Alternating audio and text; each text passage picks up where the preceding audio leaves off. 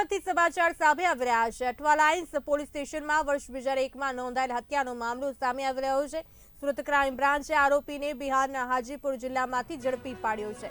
પ્રભાત રંજન કૃષ્ણનંદન સિંહને Surat crime branch ઝડપી પાડ્યો છે। વર્ષ 2001માં આરોપી પોતાના મિત્ર સાથે મળી લૂંટ ચલાવી હતી। આરોપી પોલીસથી બચવા માટે છેલ્લા 24 વર્ષથી નાસ્તો ફરતો હતો। આરોપીની ધરપકડ કરી આગળની કાર્યવાહી હાથ ધરવામાં આવી છે। ટીમને નાસ્તા ફરતા અને વોન્ટેડ આરોપીઓ જે ખૂબ લાંબા સમયથી હોય એને શોધી કાઢવા માટે એક સ્પેશિયલ ડ્રાઈવ રાખવામાં આવી હતી।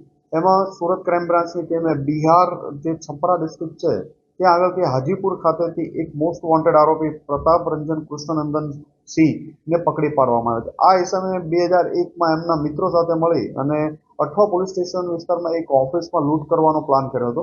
લૂંટ કરવા માટે પિસ્તોલ, હાથ બનાવટનો બોમ્બ વગેરે સાથે આ લોકો ઓફિસમાં ઘૂસી ગયા હતા લૂંટ કરવા માટે।